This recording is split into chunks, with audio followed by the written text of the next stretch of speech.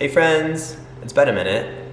So today's video is something that I've been wanting to do for a while and was inspired by some other creators who had done something similar. I just thought it was a really fun and funny concept that a lot of you might be able to relate to. But before I get into it, the things that I'm about to say are all in good fun and strictly based on personal experiences. I mean, I have some incredible straight friends, family members, allies who have supported me through thick and thin, and the last thing I'd want to do is offend anybody. Generalizing stereotypes are never cool, directed at any group of people, straight or gay. So I've tried my best to keep these as lighthearted as possible. So, while sexual orientation is clearly not something we could just try on for a day in real life, but if it were, here are the things I would do if I were straight for a day. Number 1, manspreading. To anyone who's not familiar with this term, Merriam-Webster defines it as the act or practice by a man of sitting with the legs spread wide apart, as in a public seating area, in a way that intrudes on the space of others. The fact that this is even properly defined, I find hysterical. Manspreading is the ultimate power move. And the funny thing is, I guarantee that most straight guys don't even realize that they're doing it. It's just like second nature to them, that their dominance when they walk into any room is just gonna be accepted or tolerated by the rest. The amount of times that my personal space has been breached by a manspreader, and my second nature is to automatically respond, oh my gosh, I'm so sorry. It's like not even my fault. Number 2, PDA. Making the presumptuous assumption that I'd even have a girlfriend. I would love to kiss her and hold her hand in public and just be like, totally that really annoying PDA couple, just for once in my life. Like it's so anti who I am, and it's something that I've never, at least as a gay guy, I've never really felt comfortable doing. In fact, this is probably a separate story, but I had a really bad experience with this with one of my exes. We were walking on a main street in Chicago. I had my arm around his shoulders. This guy comes up and he pushes my ex and calls him the F word. And it just completely ruins your day. Like you just lose a little bit of faith in humanity and just kind of makes you sad. It just like derailed all the plans we had for that day. I don't want to feel that again. So it would be cool to be totally PDA and just not have to worry about that. Number 3, I would call any and everyone that I could buddy or pal. Hey Jack, it was so great talking to you today. Thanks for the time.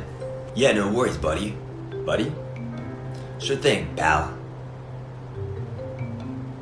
A lot of you really related to this TikTok when I first posted it on this topic, but there were a lot who also didn't, so let me just explain. Anytime I've ever been called like buddy by a straight guy, it's always just felt like some weird move. Like, you wouldn't call your boss, right, or somebody you really respect who you believe is above you in some way, you wouldn't call them buddy. So unless I'm like a dear friend of yours, it just feels a bit dismissive, I guess. I don't know, I obviously cannot speak for every single gay man out there, I get that. And I'm probably just hypersensitive because I did grow up in a very masculine household. But regardless, if I were straight for a day, I'd want to try these words on for size to see, because the reality is they're probably terms of endearment, and for me, it personally just hits wrong. Number 4, going to a gay bar.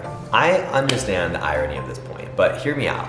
First of all, anytime I've ever brought any straight friends with me to a gay bar, they always seem to have infinitely more fun than even I do. At least in my experience, like every time that I've brought my brother to a gay bar, there are several guys that will offer to buy him drinks. I don't get it. Number 5. So of course this is the obvious one. I'm not gonna belabor the point, but yes, I mean, if I were straight for a day, the first thing I would rush to do is this. You know, if she would have me, of course. Only if she would have me. Number 6, I would never drink another vodka soda in my life. I know a lot of you are gonna come for me on this one, but it's my opinion that the world would be a much better place without these in it. No offense to anyone who likes these or orders these. I myself drink them all the time, but you have to admit the taste is awful, it's bland, and if I were straight, I truly would be perfectly content sipping on my beer and enjoying an IPA. Number 7, fantasy football. Let me start out by saying that I know nothing about football. I'm really bad at it. And the most I really know is who plays at the halftime shows. So it's a bit presumptuous of me to have confidence that I would excel at this in the first place. But my straight older brother has won so much money, like so much money off of this game. So assuming the fantasy football talent is genetic, I'm here for it. Right now though, the idea of playing some imaginary football game and placing bets on it seems like one of the most boring activities I could think of. But you know what, then again, I feel like my brother would probably say the same thing about my obsession with Gaga's 2017 halftime performance. Number 8, make a gay friend. Another ironic one, I know, but stick with me. The gay community has so many incredible qualities. Creative, inspiring, fun, talented, emotionally intelligent, caring, a lot of great things. So, I mean, first of all, who wouldn't want that as a best friend? I remember when I first stepped into the gay community when I was about 15 years old. You know, I was young, I was doe-eyed, I was, you know, so eager to meet this new community of LGBTQ plus comrades. All of us kind of bonded under this similar identity in our struggle. I do have to say that still, for whatever reason, I've experienced like this sort of very unnecessary gay on gay tension that sometimes exists. I would imagine some of you can relate to that, and sometimes I can't help but feel that that aspect would just completely fade away and we'd only be left with the good stuff if I wasn't actually gay myself. But it's a moot point, I am who I am, and regardless, having a gay friend is always a good option. Number 9. Okay, finally, I would head to a strip club. I've been to a handful of these in my lifetime, and I don't like have a bad time necessarily, but I just find that I've only ever been with straight friends, and the conversation is always about like, dude, Sam, like, you know, this must be so like uncomfortable for you, or like, what do you think about this? Just that constant conversation honestly is what makes it a bit uncomfortable. But if I was straight for a day, I mean, truly, how fun does it sound? Go to some strip club, hang out with friends, have a few drinks, and just have some like, you know, share some laughs and have some random hot girl just come up and like dance on you.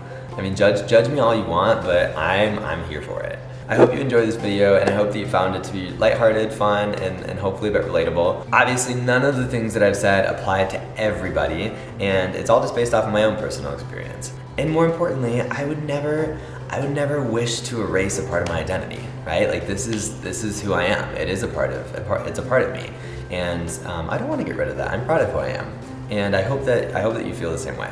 Thanks for watching. I really hope all is well. Ciao. Nos vemos.